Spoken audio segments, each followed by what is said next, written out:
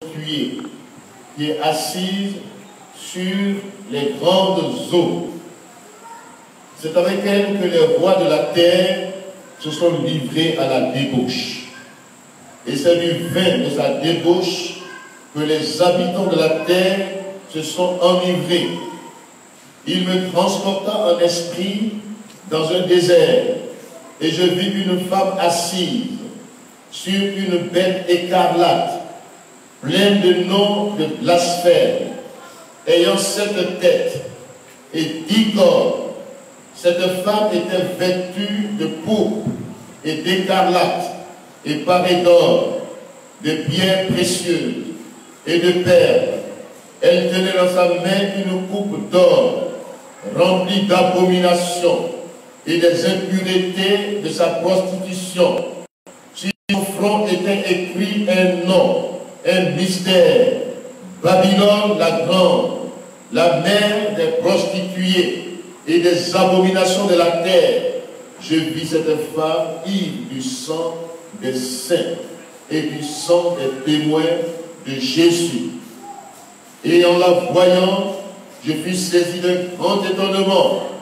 L'ange me dit: pourquoi t'étonnes-tu? Je te dirai le mystère de la femme et de la bête qui la porte, qui a les 7 têtes et les 10 corps. La bête que tu as vue était, et elle n'est plus. Elle doit monter de l'abîme et aller à la perdition. Et les habitants de la terre, ceux dont le nom n'a pas été écrit dès la fondation du monde dans le livre de vie, s'étonneront en voyant la bête, parce qu'elle était et qu'elle n'est plus et qu'elle réapparaîtra. C'est ici l'intelligence qui a de la sagesse. Les 7 têtes sont 7 montagnes sur lesquelles la femme est assise.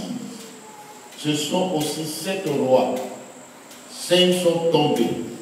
Un existe. L'autre n'est pas encore venu. Et quand il sera venu, il doit rester peu de temps. Et la bête qui était et qui n'est plus est elle-même un 8e roi. Et elle est du nombre des 7. Et elle va à la perdition. Les 10 corps que tu as vus sont 10 rois qui n'ont pas encore reçu de royaume, mais qui reçoivent autorité comme roi pendant 1 heure avec la bête. Ils ont un même dessein et ils donnent leur puissance et leur autorité à la bête. Ils combattront contre l'agneau et l'agneau les vaincra. Alléluia. Parce qu'il est le Seigneur des seigneurs et le roi des rois. Alléluia. Et les appelés, les élus et les fidèles qui sont avec lui les vaincront aussi. Alléluia. Tu dois vaincre. Alléluia. Et il me dit: les eaux que tu as vues, sur lesquelles la prostituée est assise, ce sont les peuples, des foules, des nations et des langues. Les 10 corps que tu as vus et la bête haïront la prostituée, la dépouilleront et la mettront à nu. Elles mangeront ses chairs et la consumeront par le feu, car Dieu a mis dans leur cœur d'exécuter son dessein. Un même dessein est de donner leur royauté à la bête, jusqu'à ce que les paroles de Dieu soient accomplies. Et la femme que tu as vue, c'est la grande ville qui a la royauté sur les rois de la terre. Après cela, je vis descendre du ciel un autre ange, chapitre 18, qui avait une grande autorité, et la terre fut éclairée de sa gloire. Il cria d'une voix forte disant: elle est tombée, Babylone la grande, elle est devenue une habitation de démons, un repère de tout esprit impur, un repère de tout oiseau impur et odieux. Parce que toutes les nations ont bu du vin de la fureur de sa débauche. que les rois de la terre se sont livrés avec elle à la débauche et que les marchands de la terre se sont enrichis par la puissance de son luxe. Et j'entendis du ciel une autre voix qui disait: sortez du milieu d'elle, mon peuple, afin que vous ne participez point à ses péchés et que vous n'ayez point de part à ses fléaux, car ses péchés se sont accumulés jusqu'au ciel et Dieu s'est souvenu de ses iniquités. Payez-la comme elle a payé et rendez-lui au double selon ses œuvres. Dans la coupe où elle a versé, versez-lui au double, autant elle s'est glorifiée, et plongée dans le luxe, autant donnez-lui des tourments et du deuil. Parce qu'elle dit en son cœur: je suis assise en rêve, je ne suis point veuve, et je ne verrai point le deuil. À cause de cela, en un même jour, ces fléaux arriveront: la mort, le deuil et la famine, et elle sera consumée par le feu, car il est puissant, le Seigneur Dieu, qui l'a jugé. Que Dieu bénisse sa parole. Amen. Donc nous avons là la 7e coupe de la colère de Dieu. Dans le chapitre 16, nous avons vu déjà l'introduction à cette image de Babylone et l'issue de la bataille de Armageddon. Le chapitre 16 précise bien le lieu de la bataille, qui sera la dernière, la bataille d'Armageddon. Et ensuite, il a un peu touché Babylone la Grande. La 7e coupe de la colère de Dieu est versée dans l'air. Il y a des éclairs, des voix, des tonnerres et un grand tremblement de terre, comme il n'y en a pas eu de semblable depuis qu'il y a des hommes sur la terre. Ce fléau atteint l'air, c'est-à-dire l'élément vital de l'homme. Il est universel. Les éclairs, les voix. Les tonnerres signifient mort et terreur. Les tremblements de terre signifient un bouleversement, une violence inouïe, jusqu'alors inconnue même de la population du monde. Ce n'est pas les tremblements actuels de terre, mais les grands tremblements de terre. Il ne faut pas cependant penser à un effondrement total, car le fléau doit atteindre l'humanité tout entière, mais pas un effondrement total. Quand nous parlons de la fin du monde, nous parlons de la fin de la vie. Ce n'est pas un anéantissement.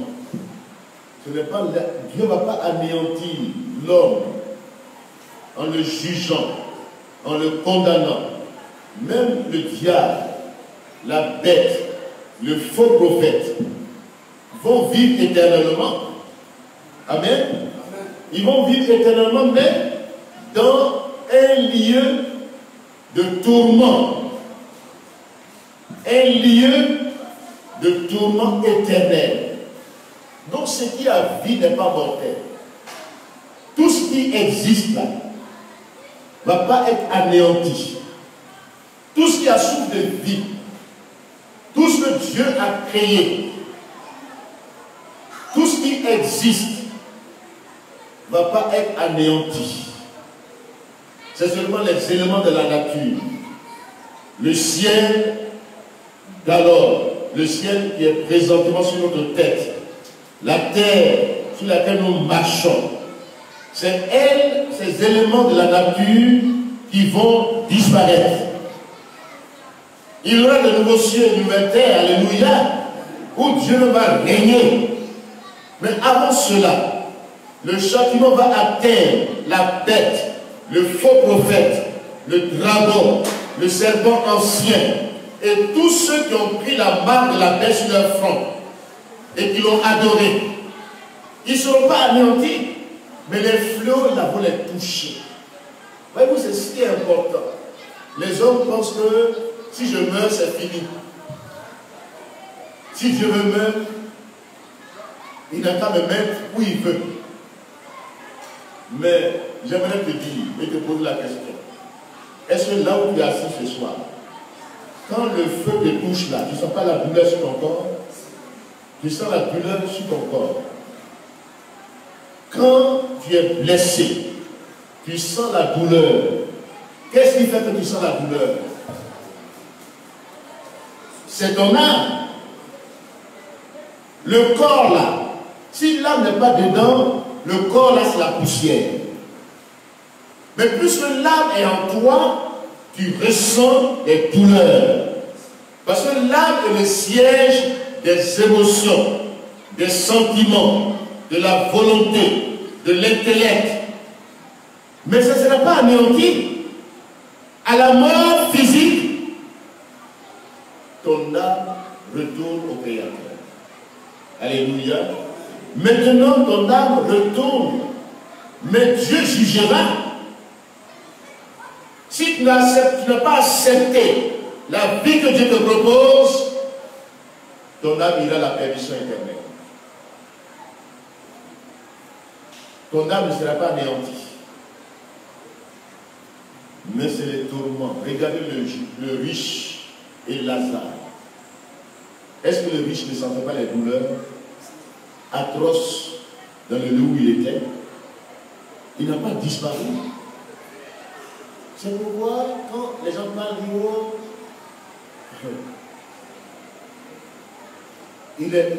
l'homme ne disparaît pas. C'est qui a souffle de vie ne disparaît pas. L'âme est immortelle. Alléluia. Ton âme, elle est immortelle. L'esprit est immortel. Et les anges dessus, qui sont esprits, que Dieu a créé esprit, ces anges-là qui ont péché, qui se sont rebellés contre Dieu, seront jugés. Leur lieu de tourment, Dieu est patient, Dieu est tranquille, Dieu est serein. Mais Dieu sait qu'il a le dernier mot à la création. Alléluia. Le Dieu que nous servons est le Dieu qui a, le dernier mot. Et c'est pas nous devons le craindre. Alléluia. Nous devons le craindre. Ce Dieu qui est créateur de l'univers, créateur de tout ce qui existe. Il n'a pas été créé lui-même. Il existe par lui-même. Alléluia. Dieu est éternel. C'est Dieu qui met l'histoire en mouvement. Il met tout en mouvement. Mais il est en dehors de l'histoire et du temps, de l'espace et du temps. Il est éternel. Alléluia. C'est nous qui pensons qu'il y a un passé, il y a un présent, il y a un avenir.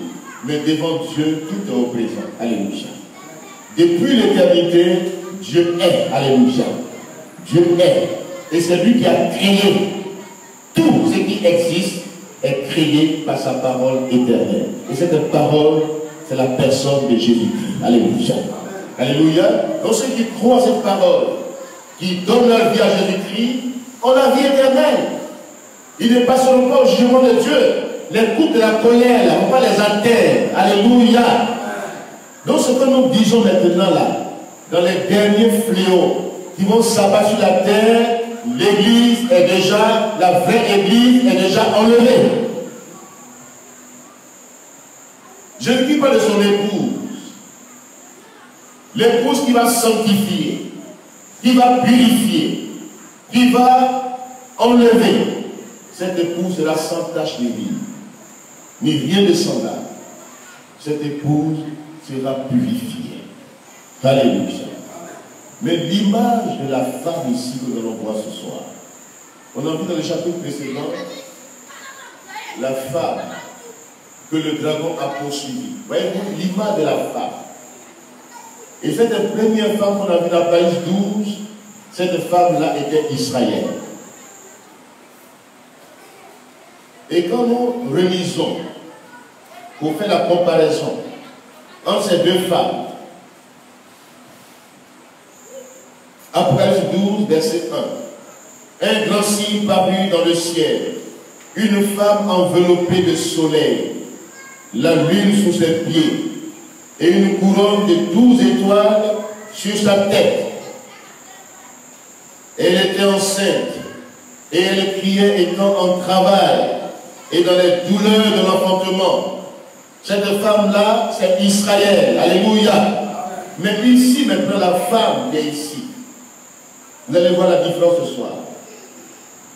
C'est elle qu'on appelle la grande prostituée. Vous me suivez? Révisons encore. Apocalypse 17. Vous allez voir la différence entre Apocalypse 12 et Apocalypse 17.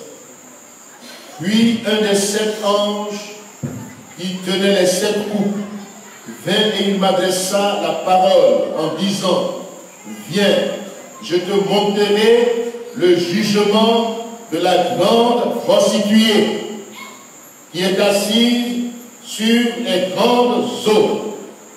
Et comment elle était? Verset 3.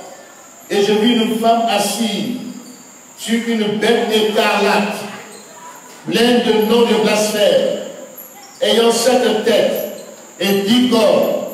Cette femme était vêtue de pourpre et d'écarlate, et parée d'or, de pierres précieuses et de perles. Verset 5.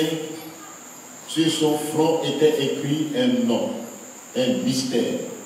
Babylone, la mère des prostituées et des abominations de la terre. Je vis cette femme ivre du sang des saints et du sang des témoins de Jésus. Et en la voyant, je fus saisi de grands étonnements. Mais cette femme-là avait une bouche remplie de blasphème. Babylone est le nom que l'Écriture donne ici à la grande prostituée qui est assise sur les grandes eaux. Il nous faut penser ici à la fausse église et au faux système religieux, qui existeront en ce temps-là. Une femme est souvent dans la Bible un symbole de l'Église d'Israël. Mais la prostituée est en accord avec le symbole de l'Église infidèle, de la fausse Église. L'Église infidèle. Quand on parle de prostitution, ne voyez pas dans ce mot-là, c'est l'infidélité. L'infidélité à la parole de Dieu. L'Église est la colonne et l'appui de la vérité. Alléluia. L'Église que Jésus-Christ bâtit, selon 1 Timothée 3, verset 15 à 16, l'Église, et le thème que nous avons débattu cette année, en prenant comment se conduire dans l'Église, nous voulons dire à chacun de nous que l'Église est la colonne et l'appui de la vérité. L'Église doit défendre la vérité. Jésus-Christ est la vérité. L'Église ne doit pas s'écarter du message de Christ, de la sainte doctrine. Ce que Jésus a enseigné, ce que Jésus a vécu, c'est la sainte doctrine. Mais tout ce qui est en dehors de ce que Jésus-Christ a enseigné, de ce que les apôtres ont enseigné, c'est ce que nous appelons la fausse doctrine. Donc la prostitution, l'infidélité, c'est un rapport avec la déviation doctrinale. Alléluia. Donc, cette femme, c'est la fausse église. Babylone, c'est son nom. Tous les systèmes religieux qui s'écartent de la parole de Dieu sont inclus dans Babylone. Que tu sois évangélique, mais si tes pratiques sont idolâtres, tu es un Babylonien. Amen. Tu es un Babylonien. si ta croyance, si tes pratiques ne sont pas bibliques, si tu n'es pas de la sainte doctrine, si tu as des faux enseignements, si tu as des pratiques extra-bibliques, anti-bibliques, tu es un Babylonien. Ne voyons pas seulement Babylone en tant que système établi ou religion établie, mais voyons au-delà. Babylone, c'est tous ceux qui confessent Jésus-Christ, qui ont des apparences de piété et qui renient la foi, qui renient la force de la foi. C'est des Babyloniens.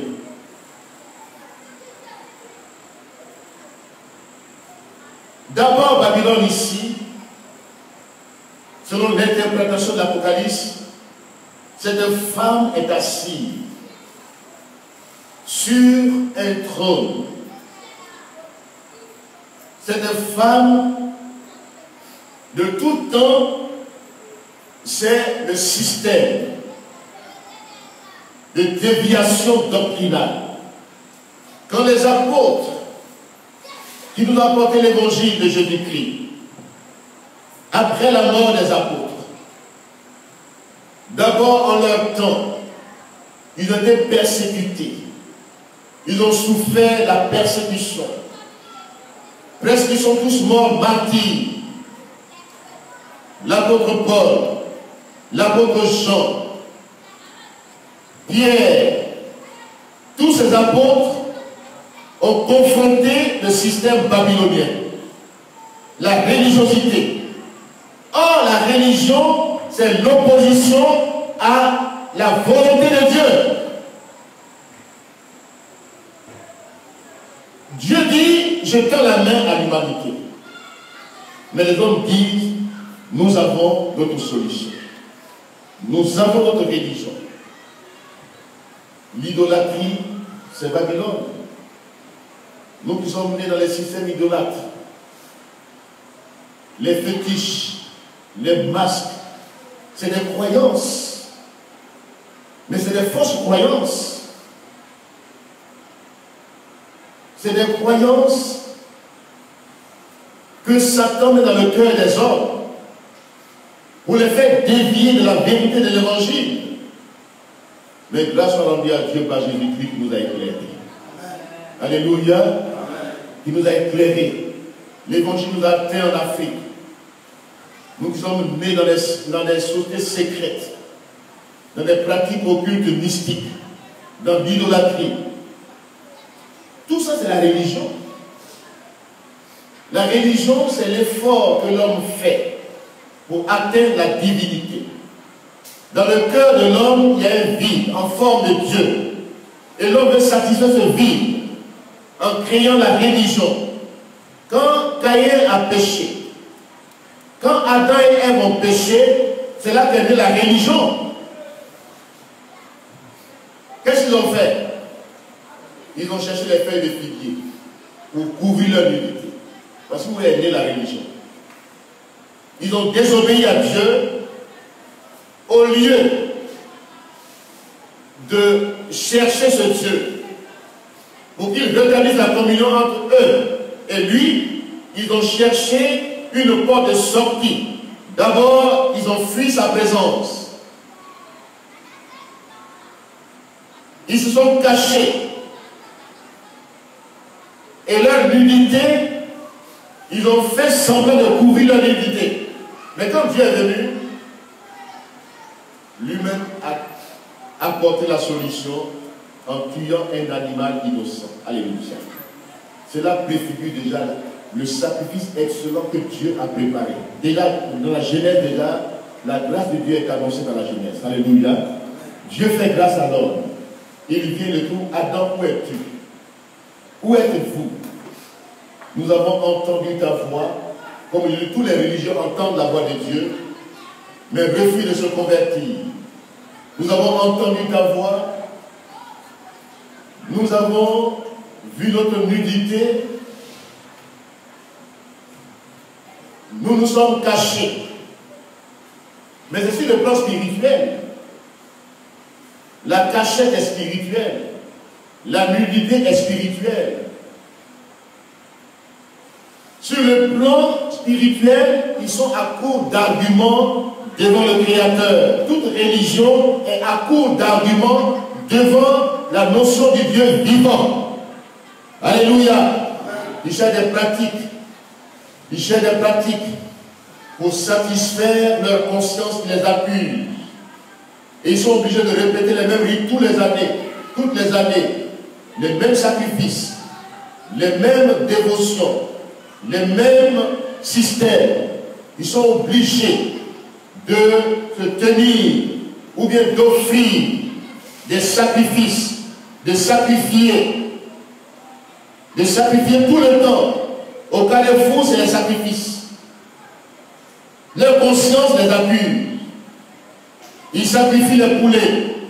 Ils sacrifient la nourriture que Dieu a donnée des bonnes qu'il faut manger. Ils mettent ça au carrefour. Quand il se lève avec son médicament, quand il arrive à casser ça au carrefour. Parce que son cœur lui dit, tu es condamné.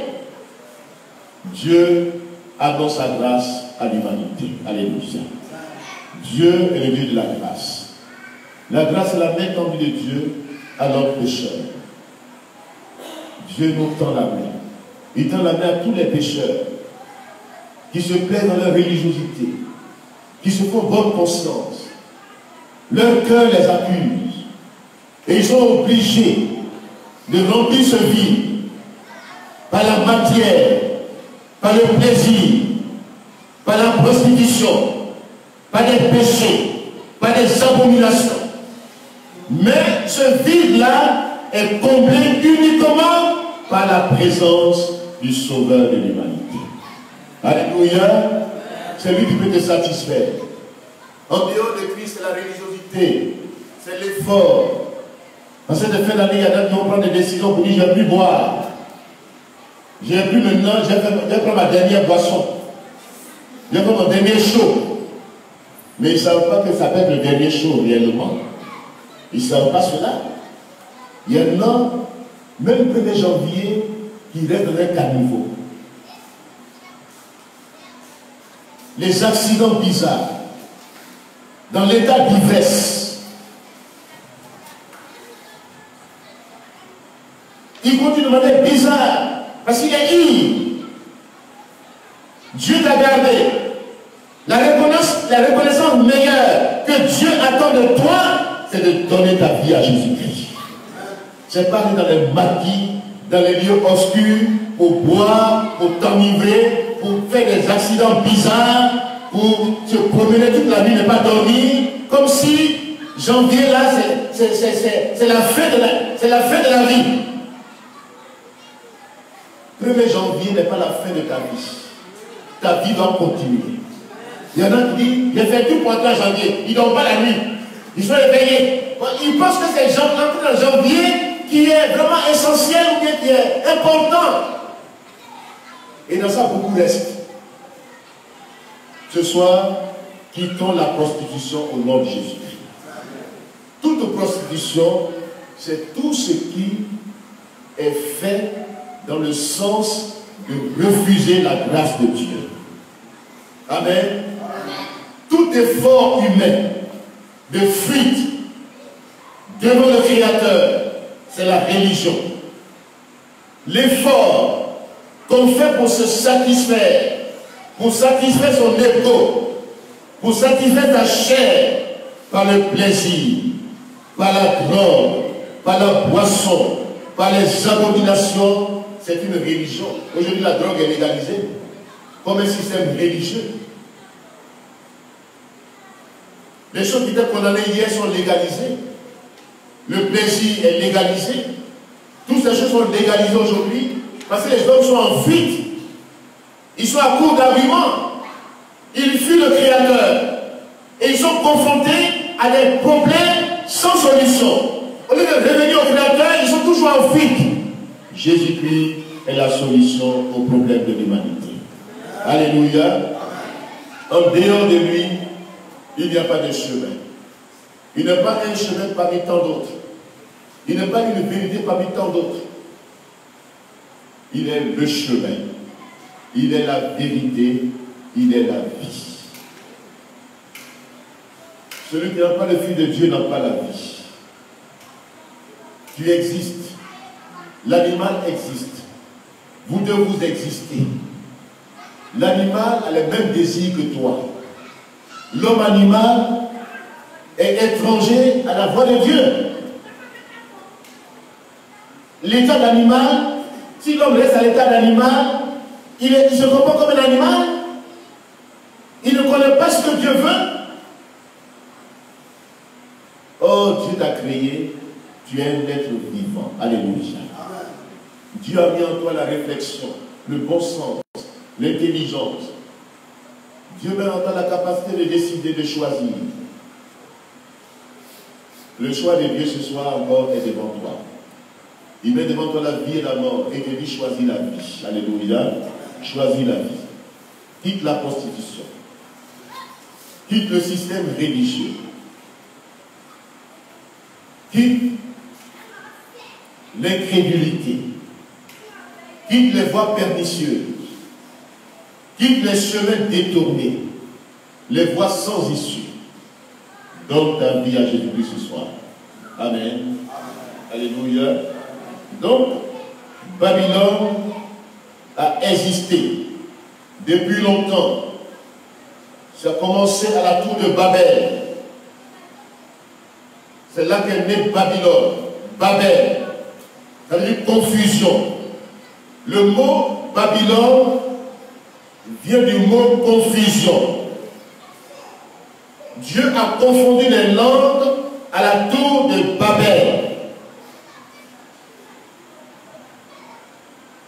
La tour de Babel, c'était l'opposition à la volonté de Dieu. Amen. Amen. Dieu dit, multipliez, remplissez la terre, assujettissez-la, dominez. Mais Nimrod s'est levé comme un leader en opposition à la volonté de Dieu. Un leader qui était contre Dieu. Quand on dit qu'il était en face de Dieu, ça veut dire qu'il était opposant à la volonté de Dieu. Nimrod. Or, son origine est lointaine. Sa maman s'appelle Séminariste. Séminariste, Nimrod était fils de prostitution. Et lui-même, il y a des choses terribles qu'il ne faut pas vous dire ce soir. Parce que souvent, les gens ne sont pas prêts à accepter tout ce qu'on dit. Donc, épargne-moi ce soir la vie de Nimrod. On dit qu'il était un grand chasseur devant Dieu, opposant à Dieu. Satan l'a manipulé. Le système de la bête l'a atteint. Quand vous le voyez, il a une corne sur sa tête. Et c'est son oncle qui l'a tué. Parce qu'il vit dans l'abomination totale. Dans le lutte, il a créé Babel. D'où est sorti Babylone plus tard. Et Dieu a confondu. Donc le mot confondre, c'est ce que signifie Babel, Babylone. Amen. Amen. Vous me suivez bien? Amen. La confusion. La religion crée la confusion dans le cœur des hommes. Les hommes cherchent Dieu. Ils ont des problèmes. Ils sont en quête d'une solution durable. Mais la religion les empêche de découvrir le Dieu véritable. La religion est un système que Satan a érigé. Comme Nimrod a été établi par Satan pour s'opposer à Dieu. Aujourd'hui, la religion s'oppose à la volonté de Dieu. Tous les systèmes religieux établis. Je parle du mysticisme. Je parle de la sorcellerie. Je parle de la magie. Je parle de la franc-maçonnerie. Je parle de la rose-croix. Je parle de tous ces systèmes. Maïkari, Gourou Maragi, Ekanta. Tous ces systèmes où les gens se plaisent là-dedans. Ils pensent qu'ils ont découvert le vrai Dieu. c'est leur chair qui est satisfaite. C'est une abomination. J'aimerais vous dire, quand quelqu'un se met devant une statue et qu'il adore une statue, quand quelqu'un adore un fétiche, je vous pose la question. Quand tu adores le Dieu véritable, en face de quelqu'un qui adore une statue, une idole, est-ce que vous avez les mêmes sensations? Est-ce que vous ressentez les mêmes sensations? Les mêmes émotions d'adorateur? Est-ce que vous sentez les mêmes émotions? Est-ce que vous pouvez distinguer entre l'émotion de celui qui adore Dieu et de celui qui adore les idoles, mais qui a une pratique mystique? Est-ce qu'il y a une différence? Il n'y a pas de différence. Vous m'entendez ce soir? C'est ça qui trompe les gens.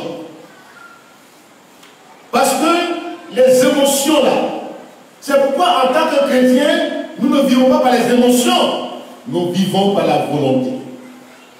Parce que quelqu'un qui est devant un fétiche, qui adore un fétiche, c'est les mêmes émotions qu'il a quand toi tu adores Dieu. Quelqu'un qui adore le diable, qui est dans un cancard, qui est dans la pratique occulte mystique, c'est les mêmes émotions qu'il a. Son ego est satisfait. Sa chair est satisfaite. Quand j'adore Dieu, c'est pas ma chair qui est satisfaite. Mon esprit est en communion avec le Créateur. Alléluia. Et c'est pourquoi je dis souvent, si vous basez votre foi sur les émotions, vous ne connaissez pas le Dieu véritable. Parce que celui qui adore la statue de Marie, par exemple, qui adore dans une grotte, qui est là, qui est concentré devant une idole, mais son émotion est touchée, il pense qu'il adore le Dieu véritable. Et quand tu lui dis, le chemin est là, il dit non, j'ai déjà le chemin. Satan a déjà calculé, il a déjà mis un voile sur son visage. Il pense être un adorateur du Dieu vivant, mais il adore une idole. Je venais hier, j'entendais un discours, il y avait quelqu'un dans d'une grotte. Dans une grotte. Il dit, mais ça veut dire quoi? C'est dans des grottes. Pour mettre une statue, pour faire pèlerinage. Il a fait un grand don devant Dieu. Et les gens sont en train de le louer pour dire, voilà, lui il pense qu'il a la vie éternelle. Il a fait un grand don. Et quand on se plaît, ils vont être devant l'idole, ils vont dire qu'ils sont en train d'adorer Dieu. Parce que leurs émotions sont touchées. Ils pensent adorer Dieu, mais leur esprit est loin de Dieu. La preuve, quand ils quittent là, ils sont dans les abominations. Voici la différence.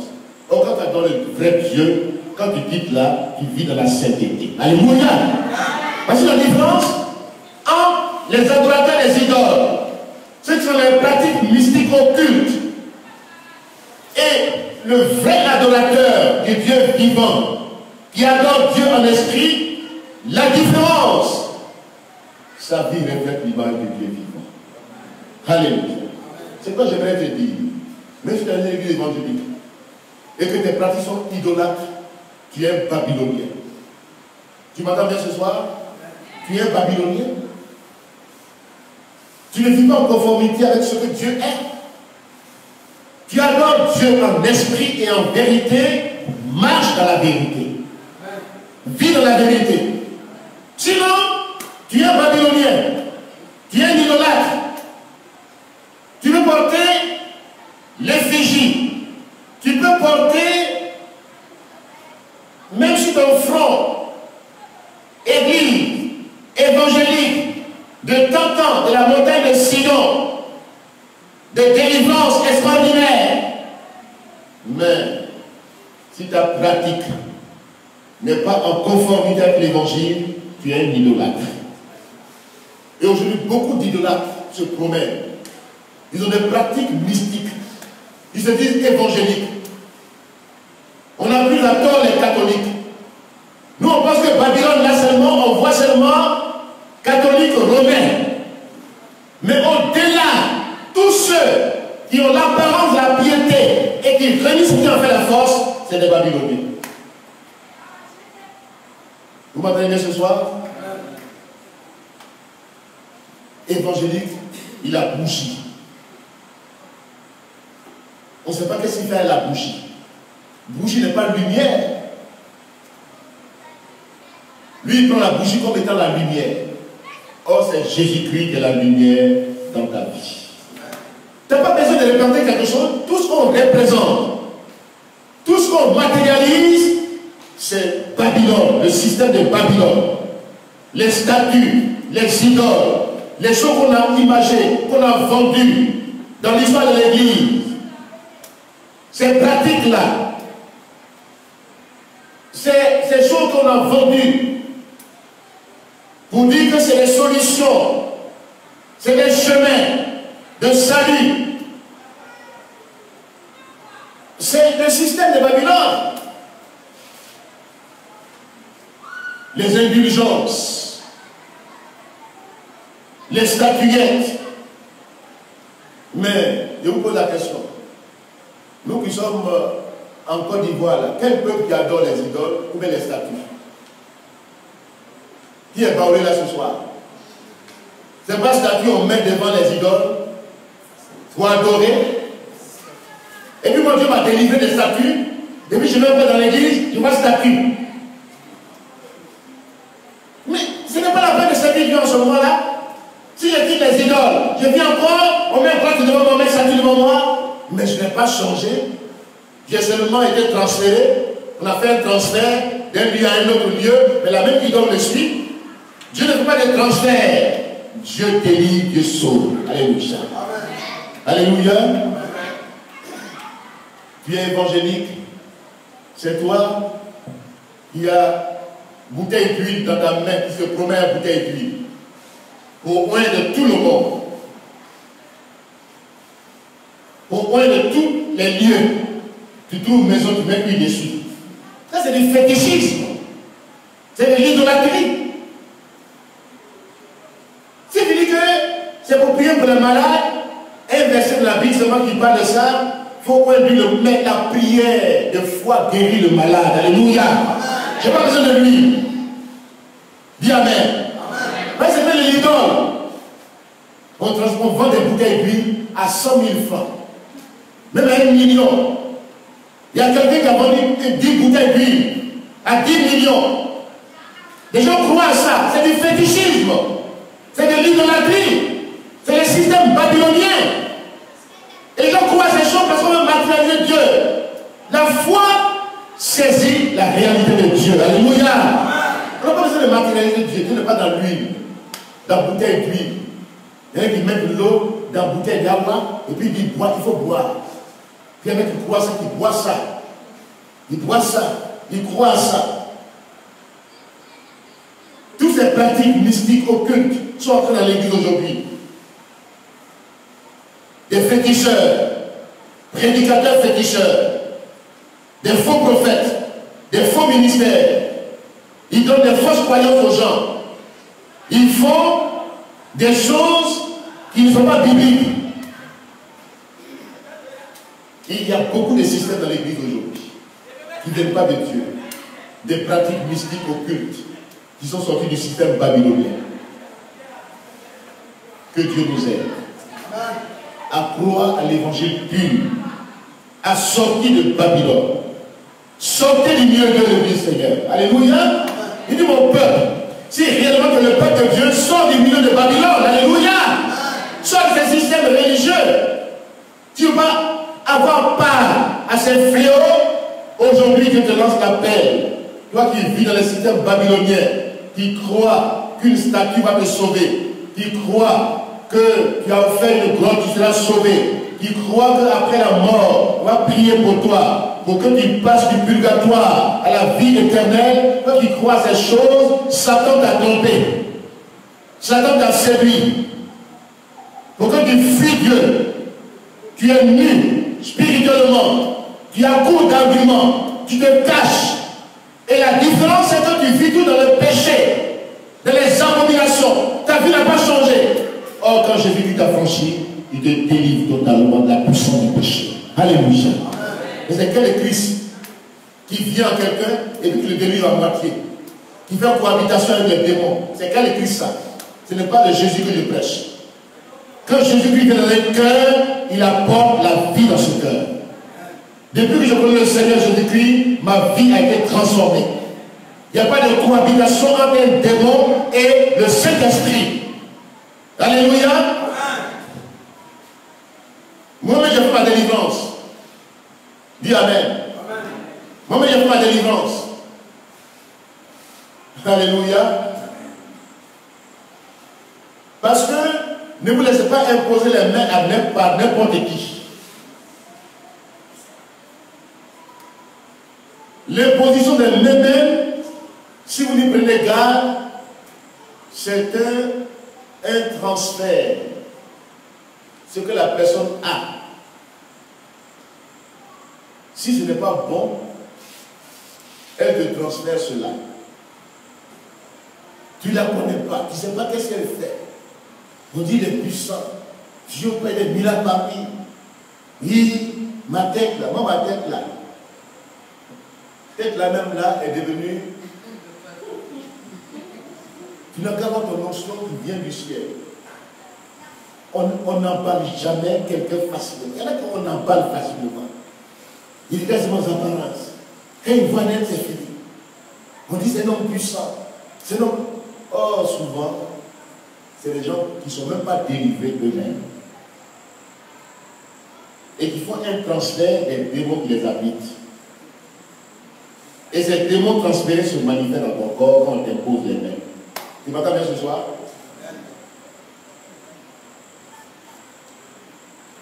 Tu m'entends bien ce soir? Là, tu cours de veiller de prière en veiller de prière. De prophète en prophète. Tu ne sais pas qui est qui, qu'est-ce qu'il mange, quelle herbe il a mangé, quelle nourriture il prend, quelle pratique il fait. Est-ce que c'est un magicien? Et puis, tu regardes seulement aux manifestations. Mais Satan, il fait des prodiges, Satan fait des miracles. Mais la différence entre Jésus-Christ et le miracle qu'il fait, qu'il opère, et le miracle mensonger, la différence, quand Jésus-Christ t'a franchi, il te donne la vie éternelle. Il te sauve. Mais quand Satan fait quelque chose dans ta vie, il te rend esclave du péché. Ta vie n'a pas changé. Dimanche, tu es à l'église. Tu es un saint. Mais dans la semaine, va te voir. Les saints ont rempli les églises le dimanche. Et puis ils vont confesser maintenant. Ils vont venir doucement pour confesser. Voilà, Seigneur. C'est bien de confesser. Mais c'est mieux d'abandonner le péché. Amen. Parce que moi, tout le temps confesser seulement. Seigneur, ma fille encore, ma fille, je reviens encore à toi. Moi, pauvre pécheur, Marie prie pour moi. Que Dieu ne pas ces gens de prière. Au nom de Jésus-Christ. Prie pour toi-même. Prie pour ta délivrance toi-même. Alléluia. Si tu ne connais pas quelqu'un, qui ne t'impose pas les mains. Au nom de Jésus-Christ. On a vu, au lieu que les gens, leur situation change, s'améliore et devient pire. Après le passage d'un soi-disant homme de Dieu puissant. Il renfloue sa caisse. Il ramasse l'argent. Dans ces jours, quand je passe à côté au village là-bas, les pancartes sont partout. Il y a un même qui dit, voilà, lui-même il est sorcier. Lui-même il est sorcier. Il n'a pas de prédication, hein. Il dit, voilà, priez maintenant, faites le deuil de tous les sorciers, de vos ennemis. Tuez-les maintenant, faites leur cercueil. Mais c'est quel message ça? C'est quel message ça? Est-ce que Jésus est un tueur? Et puis eux, leur message c'est pour tuer seulement. Et c'est ça que les gens aiment. Oui. Et puis quand ils rendent témoignage, tel parent qui était sorcier, qui était quoi, il est mort. Alléluia. Il dit, tu vois, ton parent n'est pas sauvé. Il est mort, tu es content. Tu sais où il va? Tu es content. C'est quel évangile t'as compris? Donc vous êtes la même chose. Tu es contre tu es. Les plus forts tu l'autre. Dieu n'est pas un tueur d'hommes. Jésus-Christ est le sauveur de l'humanité. Si le message que tu apportes est un message pour dire retour à l'envoyeur, c'est que tu es un sorcier mystique. Tu m'entends ce soir? Prière que tu fais pour attaquer les gens. On m'a attaqué, j'attaque. On m'a envoyé une flèche, j'envoie une autre flèche. Ce n'est pas l'évangile. C'est un autre évangile. C'est un autre Jésus. C'est les gens qui ont parti la rose aux croix et qui ont pris ces systèmes de rose aux croix qui transforment ça en évangile. Depuis quand vous êtes dans la Bible, on dit retour à l'envoyeur. Quand tu retournes quoi? À quel envoyeur? Et quand tu envoies aussi des flèches à gens, et puis quand ils meurent, tu es content, c'est que je n'ai pas dit non, non. Celui qui est son frère, c'est un meurtrier. Celui qui n'aime pas, même les ennemis, il faut les aimer. Alléluia. Aime tes ennemis. Aime ceux qui te persécutent. Mais toi, tu es rempli de haine. Tu veux la mort de tes ennemis. Tu n'es pas fils de Dieu. Tu es un Babylonien. Tu m'entends bien ce soir?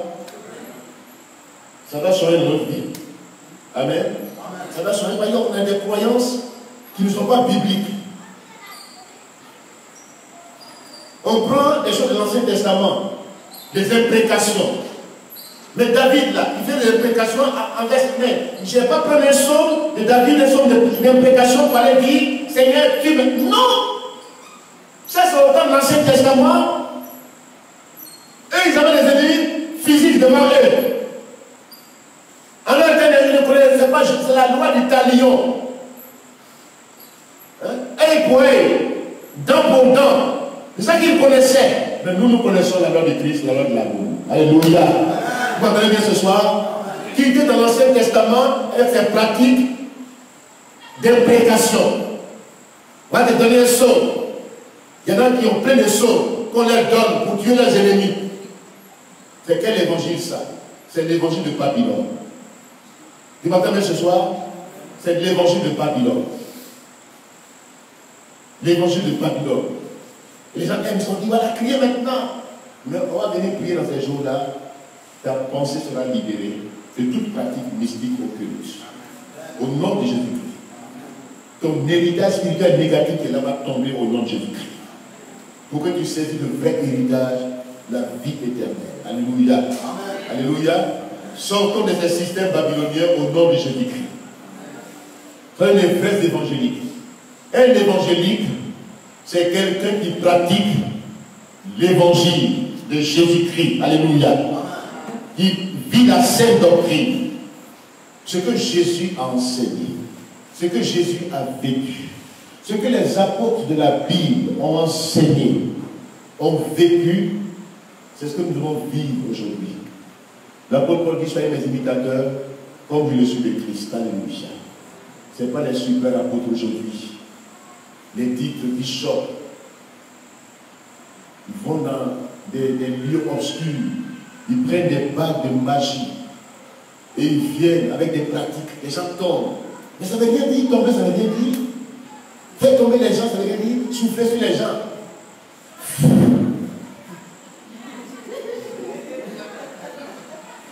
Et puis ils sont tous à terre. On dit, voilà, c'est puissant. Oh, c'est magie. C'est mystique. Que Dieu ne fait pas ces choses. Jésus-Christ n'est pas un magicien. Jésus-Christ n'est pas mystique. Jésus-Christ est Dieu. Alléluia. Tout pouvoir lui a été donné dans les cieux et sur la terre.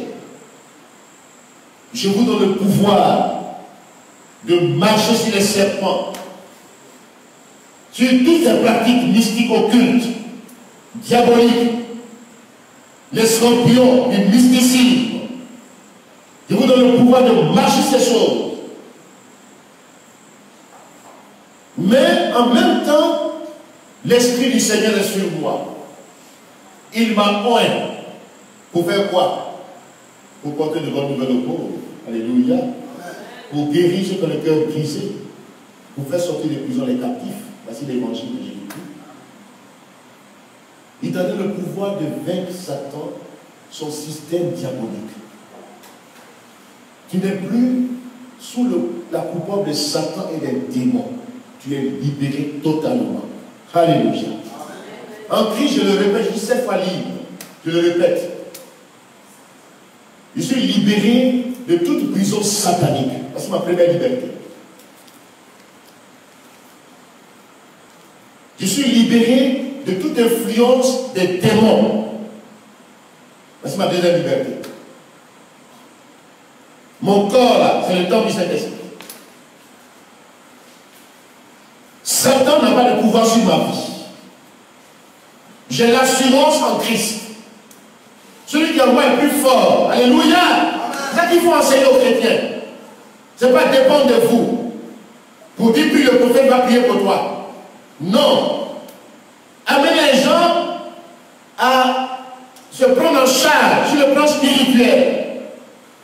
Tu as vaincu Satan, les démons, par le sang de Jésus-Christ. Alléluia.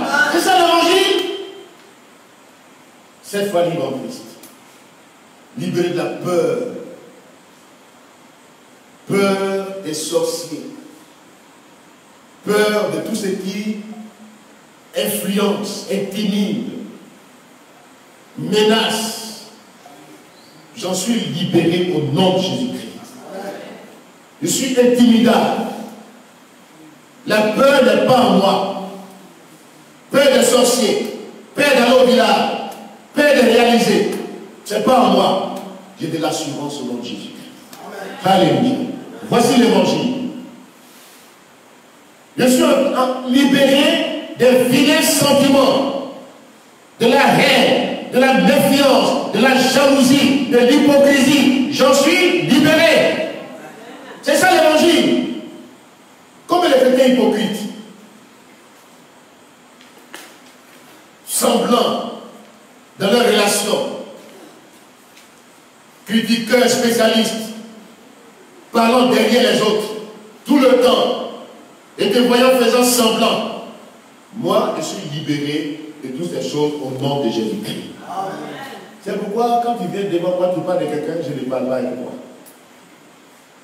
Si tu es fort, attends de parler devant la personne. Si tu es un peureux, c'est quand tu parles derrière les gens. Et tous ceux qui parlent derrière, quand tu apparais, ils tremblent. Parce que Jésus est avec toi. Alléluia! C'est ça qui est important. Il ne faut pas avoir peur. Un chrétien qui est peureux, il va faire des gaffes.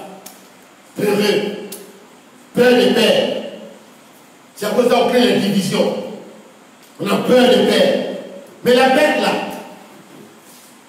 c'est le gain. Alléluia! Je suis libéré de toute peur. Voici l'évangile de Jésus. Je suis libéré des vilains sentiments. Je suis libéré de moi-même, du moi, de l'orgueil, de la suffisance. J'en suis libéré. Alléluia. Je suis libéré de la mondanité, de l'esprit du monde qui influence les gens. J'en suis libéré. Alléluia. C'est ça l'évangile. Libéré des prisons sataniques, des démons, de la peur, libéré des vilains sentiments, libéré du moi, libéré de la mondanité. En Christ, je suis 7 fois libre. Alléluia. Je suis 7 fois libre. Voici l'évangile de la liberté. La vraie liberté en Christ. Sortons de tous les systèmes babyloniens, d'un autre évangile, d'un faux évangile, qui met les gens dans la dépendance, qui met les gens pour les escroquer. Il faut dépendre du prophète, il faut dépendre de celui-ci. En fin d'année là, ils vont courir par-ci par-là pour chercher des protections. Hein? Jésus est ta protection. Dis Amen. Tu cherches quelle protection? Quel homme t'a te protéger? Quel homme qui est mort pour tes péchés? Qui est mort pour toi? Seul Jésus est mort pour moi. Il est mon protecteur, il est mon défenseur, il est mon bouclier, il est tout pour moi. En Christ, je suis libéré, je le refuse total en Christ. Alléluia! Je le fais bien.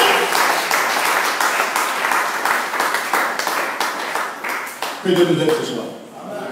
Quittons dans un autre évangile de Babylone. Système de confusion. Sortons de la confusion en cette fin d'année. Sortons de toute confusion au nom de Jésus-Christ. Vivons une vie assurée. Alléluia. Donc, voici cette femme symbole de l'Église, la fausse Église, tous les systèmes religieux, tous ces qui sont religieux aujourd'hui, en évangélique, et puis qui est idolâtre, pour ne pas cadre partout. On ne sait pas qu'est-ce qu'ils cherchent. Il y en a qui se vendent de leur avoir. J'ai tel milliard, j'ai tel argent, je suis riche. Bon, ça veut bien dire. Et ça veut bien dire. Ce n'est pas l'évangile. L'évangile de la prospérité n'est pas l'évangile. Dites Amen. Où on se vante de sa richesse, se vante de son avoir. Ce n'est pas l'évangile. Si Dieu te bénit, tu vas prendre ta bénédiction pour t'enorgueillir, pour te vanter. Ce n'est pas l'évangile. Pour dire que maintenant, celui qui n'a pas ça, c'est qu'il n'est pas sauvé.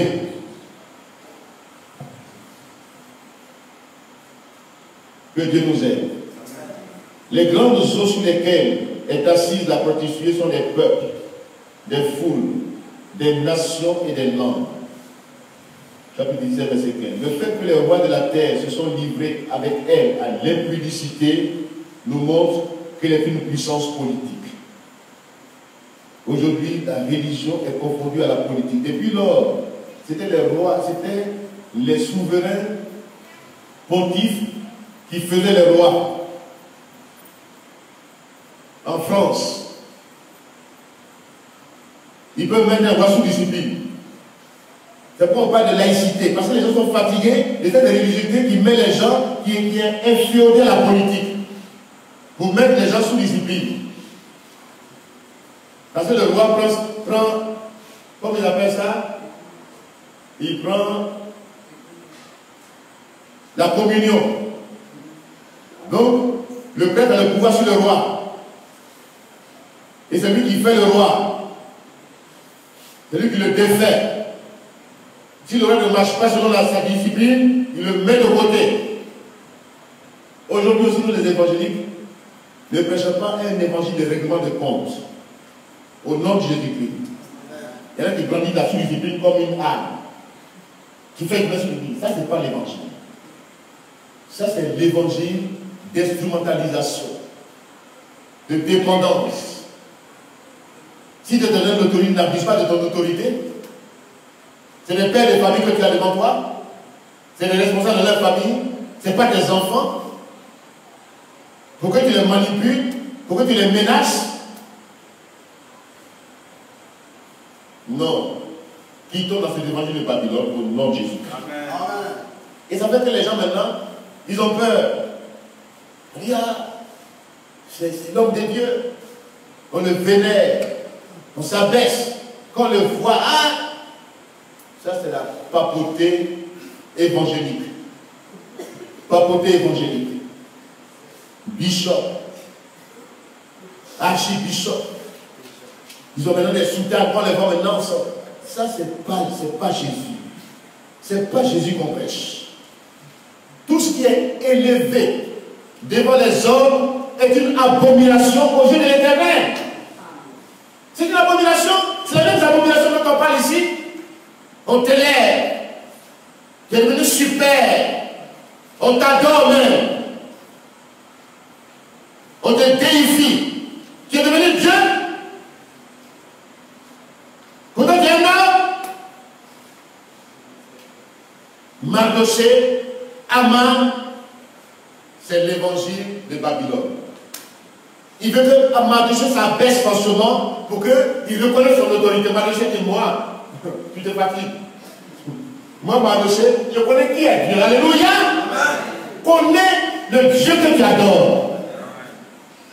Ne venez pas l'homme. L'homme même que tu vois la même, il a ses propres faiblesses que tu ne connais pas. Tu m'entends bien ce soir? Quel qu'il soit, les raisons d'homme dans sa vie que tu ne connais pas. Donc ce n'est pas l'homme qui t'a sauvé. C'est pourquoi ne regarde pas mes faiblesses, à mes insuffisances, à mes incapacités, mais crois à l'évangile que je prêche au nom de Jésus-Christ. Je te présente Jésus-Christ qui est suffisant, qui est sans péché, qui est le chemin. C'est à lui que tu dois croire. Mais si je marche aussi selon l'évangile, si tu entends ce que je dis, c'est Jésus-Christ que tu entends. Alléluia. Mais je ne vais pas te vénérer. Ah, papa, papa, papa, je ne suis pas pape. Je ne suis pas pape. Je ne suis pas pape au nom de Jésus-Christ. Vous m'entendez bien ce soir? Trop de papa. Papa, vous me saluez? Vous saluez quelqu'un dit papa. Ça ne veut rien dire. Je suis un homme comme toi. Si tu m'as mis là, c'est pour prêcher l'évangile. C'est pas pourquoi tu m'adores, pourquoi tu me vénères. Je ne serai pas prédicateur de l'évangile si j'accepte ça. Les autres peuvent accepter, moi je n'accepte pas ça. Je dis non à la vénération. Trop d'élévation de l'homme est une abomination aux yeux de l'Éternel. Dieu ne partage pas sa voix avec l'homme. Pourquoi tu veux me mettre devant Dieu? Dieu là, il faut le craindre. Alléluia. Dieu là, c'est lui qui est digne d'être adoré, d'être vénéré, d'être élevé. Tout homme est mortel, tout homme est limité. Tout homme, quelle que soit la grâce de Dieu dans sa vie, il y a des hommes d'hommes que toi tu ne connais pas. C'est pour se marie. Amen. Ceux qui demeurent célibataires vivent dans le mensonge. Quand homme que Dieu a créé, il dit il n'est pas bon que tu sois seul, il met une aide semblable à côté de toi pour t'aider dans tes petites erreurs, pour t'aider. Quand tu dis non, je suis suffisant. J'ai eu le don de célibat. C'est un mensonge diabolique pour vivre dans le désordre, pour vivre dans le péché, dans les abominations, de pédophilie, d'homosexualité, dans la cachette. Mais tout cela sera découvert de nos jours. Et ça a commencé déjà. Amen. Ces abominations-là vont apparaître. C'est ça qu'Apocalypse parle ici. Les menteurs n'iront pas au ciel. Apparemment, les gens le vénèrent. On le prend comme un dieu. Quand il passe dans la soutane blanche, tombeau blanchi. Oh, à l'intérieur, c'est la pourriture. Et puis apparemment, il influence les gens. On le respecte, on l'honore. C'est bien de voir les hommes de Dieu, mais c'est bien de voir la gloire de Dieu d'abord. Alléluia. Vous m'entendez bien ce soir? Trop de systèmes babyloniens aujourd'hui. Maman, maman, papa, papa. Même un enfant comme ça, il est sorti de l'école, lui, il veut qu'on l'appelle papa dans l'église. Où il y a des personnes âgées. Et puis quand on l'appelle papa, il est content. Ah, papa. Puis les doyens là qui sont ton cheveu dans son. Il s'est affaires, c'est puis il est content. Et quel évangile ça? C'est ça qui envoie la mort pour tuer. Vous m'entendez bien ce soir? Toi, tu es enfant. Quand l'apôtre Paul parle à Timothée, il dit Timothée, fais attention. Les personnes âgées dans l'église, prends-les comme des pères. Il n'a pas dit à Timothée que les personnes âgées t'appellent papa. Ils ne lisent pas l'évangile. Ils prennent leur pratique ailleurs, dans leur culture, où on honore les rois, où on les vénère. Mais dans l'église, il n'y a pas la royauté. Celui qui veut être grand au ciel, qu'il soit serviteur de tous.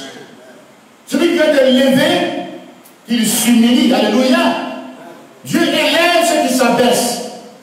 Mais Dieu fait abaisser, ou bien Dieu abaisse ceux qui s'élèvent. Serviteur de Dieu, regardez Jésus-Christ. Lui qui est Dieu, il s'est mis à genoux, il s'est mis là pour laver les pieds de ses disciples. Il fait comme je le fais. Symbole d'humilité. Celui qui veut être grand au ciel doit être le plus petit parmi vous. On a c'est quoi je dis être petit? Une fois qu'on a un titre ronflant, gonflant, on est devenu roi télé. On nous déifie, on appelle Dieu. C'est quel Dieu tu es même? Que Dieu nous aide ce soir. Quittons les systèmes babyloniens. Babylone, c'est un mystère. Babylone la grande est un système. Mais Babylone au-delà, c'est tout système de tout de Babel, de confusion dans le peuple de Dieu. Tout ce qui apparemment fait croire aux gens qu'on est chrétien. Mais dans les pratiques, on est idolâtre. C'est Babylone. C'est Babylone. Alléluia. Et cette Babylone-là va tomber. Le chapitre 18. Le jugement est décrit précisément encore. Il est souligné là que le châtiment et le jugement de Dieu sur elle. Le ciel tout entier est dans l'allégresse et exprime sa joie profonde de ce qui vient d'arriver. Regardez, cette femme-là porte la bête elle-même sur son dos.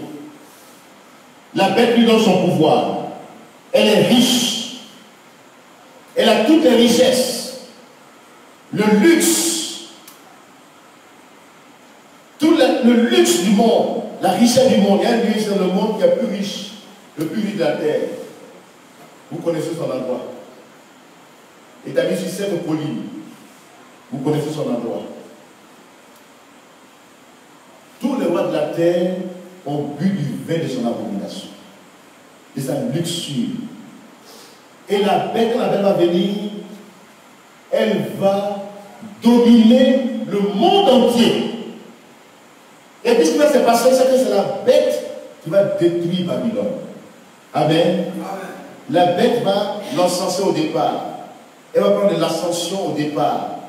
Mais arrivé à certain moment, les chrétiens, apostats, tous ceux qui vivent dans l'apostasie aujourd'hui, qui ont renié la foi véritable, quand l'Église sera enlevée, qui vont rester sur la terre, dans ce système de Babyloniens, ils vont adorer la bête et son image, dans un premier temps. Et puis après, la bête va les encenser. Ils vont donner leur pouvoir à la bête. Les rois de la terre vont donner leur pouvoir à la bête. Mais après, la bête va se lever. Voyez-vous, Satan là, quand tu le sais, il se lève tôt ou tard contre ta vie. Tous ceux qui servent Satan, les démons, avec Satan, c'est donnant-donnant. Il y a de la vie qu'ils cherchent. Tous les adorateurs du diable, la bête, la prostituée a adoré la bête. Les rois de la terre ont bu de son luxe, du vin de son abomination. Elle dit que je suis la reine du monde. La reine du monde. Je ne suis pas inquiétée. La même reine là se trouve dans Jérémie, devant laquelle on met les gaufrettes, les gâteaux. On adore cette reine du ciel. Cette reine du ciel là, ce n'est pas Marie. Vous m'entendez bien? Ce n'est pas Marie de la Bible là. Mais la reine là existait depuis longtemps. Son nom là, j'ai fait des recherches pour dire son nom. Qui est adorée dans tous les systèmes religieux. Cette femme, assise depuis tout le temps, Satan l'a préparée. Et comme Satan a vu la Bible que Jésus va venir par Marie, il fait semblant de maquiller Marie. Oh, ce n'est pas Marie. C'est la reine du ciel. Il donnerait un enseignement sur sa vie. Depuis l'Ancien Testament jusqu'à nos jours. Et l'on confond Marie avec cette femme, cette reine du ciel. On maquille Marie. Marie n'a jamais demandé à quelqu'un d'adorer, de la vénérer. Jamais. Marie même a dit à Jésus-Christ qu'elle a reconnu comme étant Dieu. Écoutez-le. Alléluia. Elle s'est désistée en faveur de Jésus-Christ. Elle a été un simple canal. Mais elle n'est pas la mère de Dieu. Au nom de Jésus-Christ. Marie était à la Pentecôte. Marie a confessé ses péchés. Elle n'est pas sans péché, elle n'est pas immaculée conception. Marie est une pécheresse. Elle est morte. Sa tombe existe. Elle n'est pas ressuscitée. Elle n'est pas montée au ciel. Pourquoi ce mensonge diabolique?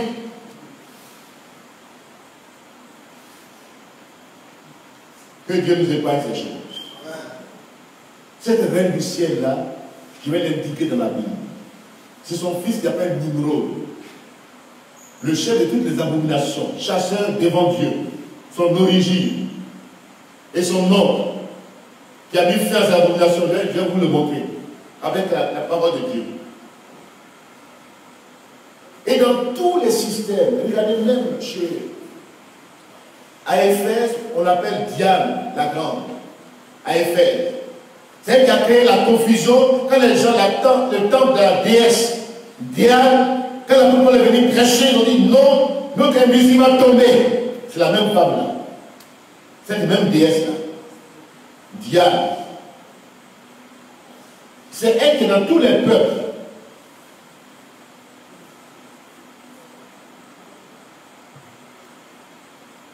Et même en Afrique, c'est elle qui s'est muée dans la légende baoulée, qu'on appelle Reine Pokou. La Reine Pokou. C'est une légende. Mais c'est la même image de cette femme-là qui apparaît dans tous les lieux. Dans tous les lieux. Pour qu'on l'adore. Mais ce n'est pas Marie de la Bible. Amen. Donc, cette abomination auquel tous les rois de la terre ont participé va tomber. Alléluia. Babylone va tomber. La grande Babylone, qui est assise aujourd'hui comme une reine, qui domine le monde, va tomber. Sa chute a commencé déjà. Il y a des péchés qu'on ne décidait pas avant. Péché de pédophilie, on ne décidait pas ça avant. Comme ça. Mais aujourd'hui, ça commence à apparaître partout en Pennsylvanie, aux États-Unis. Pendant 70 ans, 300 enfants ont été abusés par des prêtres catholiques. C'est maintenant que ça sort. Ça a commencé à sortir. Quand nous prêchons, les gens pensent qu'on s'amuse. Nous n'avons pas peur de dire la vérité. Mais au-delà de ces systèmes, tous les pratiques qu'on légalise aujourd'hui, mariage pour tous, vient de Babylone. L'avortement vient de Babylone. Pédophilie vient de Babylone. L'espianisme vient de Babylone. C'est la reine de la prostitution. La prostitution est le plus vieux péché du monde. Tu es là, c'est toi qui m'entends. Sors de Babylone au nom de Jésus. Dieu va mettre à nu tout ce système. Et puis il va se servir de la bête elle-même pour faire renverser Babylone. Les rois de la terre vont se lever contre Babylone. Système religieux. Aujourd'hui, nous on dit que oui, les gens sont contre l'évangile. Les gens sont contre l'évangile, mais ça dépend de quoi? Ça dépend de nous-mêmes. Si l'évangile et les prédicateurs avaient des bons témoignages, s'ils n'étaient pas vendeurs de drogue, s'ils n'étaient pas des trafiquants, s'ils prêchaient l'évangile pur, s'ils n'étaient pas des escrocs, si les prédicateurs de l'évangile marchent dans la vérité, même s'il y a la persécution, on va nous persécuter pour la vérité, mais pas pour le mensonge. Si aujourd'hui on interdit certaines églises dans certains pays, n'accusons pas ces pays-là de manière fausse. Même en Côte d'Ivoire, qu'est-ce que l'église a fait en Côte d'Ivoire? L'église a été instrumentalisée en Côte d'Ivoire. L'église a vécu dans le luxe et dans le mensonge en Côte d'Ivoire. Et Dieu nous a châtiés. Vous voyez, dit cette vérité-là, on est toujours prêt à crier seulement, comme s'il y a des messies humains. Jésus est le Messie. Il y en a qui attendent seulement un autre Messie. Jésus est ton Messie. Tu m'entends bien ce soir? Jésus est ton Messie. Amen. Il y en a qui croient seulement, tellement ils ont défié les hommes, ils prennent les hommes comme des Messies, ils attendent leur Messie. Nous attendons Jésus-Christ son retour. Nous attendons le retour de Christ. Et Dieu va vous déphaser. Il vous a déphasé encore un peu dans ces jours. Parce que vous attendez, ce n'est pas pour attendre le retour de Christ, c'est pour attendre un Messie. Que Dieu nous épargne ces choses. On fait un petit, on crie, oh, le coup était embrasé. On ne sait pas qu'est-ce qui est que Jésus-Christ là, c'est lui qui est le Messie qui revient bientôt. Alléluia. Tu ne vas pas nous crier. Tu m'entends bien ce soir? On a vu les gens même, ils ont commencé à porter leur habit là. Vu avec nous dessin depuis longtemps. Ils ont porté ça. Vous dites c'est fini maintenant, on est là. Tu es là où même? Il faut être là pour l'évangile aujourd'hui. Si l'église est puissante, si l'église prête la vraie parole de Dieu, si l'église n'est pas informée par la politique, politicienne, si les chrétiens ne sont pas des gens qui participent dans les choses mystiques, si les chrétiens sont sincères, ils vont déranger pour bouleverser ce monde. Alléluia. Dieu a fait cette église aujourd'hui. Je le répète, Dieu attend des hommes comme Élie, sans compromis et sans compromission. Avec Jézabel, avec Akab, combien de manchettes que les évangélistes mettent en place. Combien de manchettes ils mettent en place pour avoir l'argent, du pouvoir. On crée des fédérations, on multiplie les fédérations, on les entend de parler d'une seule voix. On crée des fédérations pour tromper le pouvoir, pour avoir l'argent. Ce n'est pas l'évangile. Ce n'est pas l'évangile. Je ne suis pas dans le système. C'est pourquoi on m'appelle à une réunion d'une fédération, je n'y vais pas. Parce que je sais que c'est les systèmes établis par les hommes pour escroquer le pouvoir. Ce n'est pas pour prêcher l'évangile, pour influencer de manière positive la nation, pour que le peuple soit uni. Mais les divisions, les honneurs, les intérêts égoïstes, on prédomine aujourd'hui, ça prédomine dans l'église. Chacun sait ses intérêts. Quand tu as la tête, tu as l'argent. C'est pour se battre. C'est tout. C'est pas pour prêcher l'évangile, c'est pas pour être un canal que Dieu utilise, mais c'est pour dire, je vais être patron pour que je reçoive tout. C'est comme le mot se bat de la même manière, c'est comme ça qu'on se bat aussi dans l'église. Que Dieu nous épargne ce système. L'amour doit prédominer dans l'église au nom de Jésus-Christ. Et puis je paye une place. Je ne vais pas créer le trou pour cela. Je ne vais pas mettre les gens derrière moi pour dire, on m'a enlevé. Ça va me donner quoi? Mon ministère est là toujours. Un ministère qui va devenir de plus en plus puissant. Un ministère qui va terminer au royaume de Satan. Il ira jusqu'au-delà des mers. C'est ce ministère que je veux au nom de Jésus-Christ. Sortons de Babylone ensemble. Marchons dans le niveau au nom de Jésus-Christ. Alléluia. Ce soir, sors de Babylone. Sors du système babylonien. Marche dans la vérité pour éviter le jugement de Dieu. Que Dieu bénisse sa parole. Amen. Nous allons prier ensemble, nous allons prier.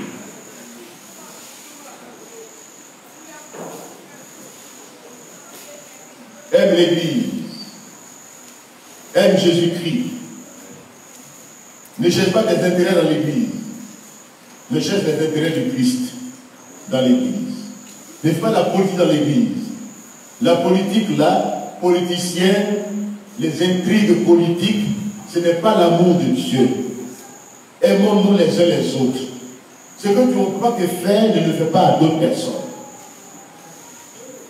Que l'amour triomphe dans l'Église aujourd'hui. Prions le Seigneur ensemble. Alléluia. Au nom de Jésus. Au nom de Jésus. Seigneur, à tes pieds nous sommes ce soir. À la lumière de ta parole, nous voulons, Seigneur, nous laisser conduire par ton esprit. Nous laisser enraciner dans tes voies. Oh Dieu, Seigneur, entre dans ton règne ce soir, dans mon Église. Entre dans ton règne, agis par ta main puissante, étends ta main, Seigneur, étends ta main, Seigneur. Manifeste ta puissance et ta gloire. Au nom de Jésus. Au nom de Jésus. Adorons Dieu un instant ensemble. Adore Dieu. Glorifie le nom du Seigneur. Élève le nom de Dieu. Ce Dieu puissant qui a le dernier mot. Ce Dieu vivant et vrai. Adore Dieu. Glorifie le Seigneur. Élève son nom. Élève le nom du Dieu vivant. Du Dieu tout-puissant.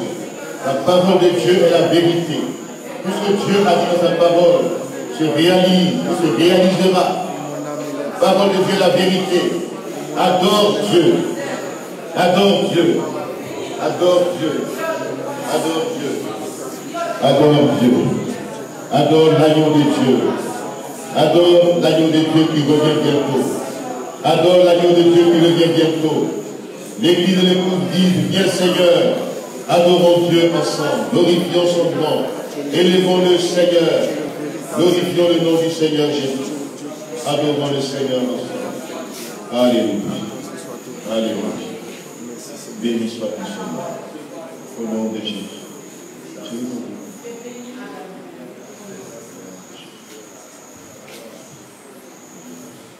Nous voulons te rendre toute la gloire ce soir à notre Dieu.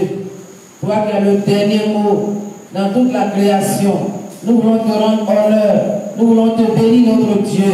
Nous voulons t'apporter nos vies ce soir. Aide-nous à quitter le système babylonien et être dans le vrai évangile, dans la vraie doctrine, notre Dieu. Bénis ta parole dans nos cœurs au nom de Jésus. Amen. Alléluia. Bien.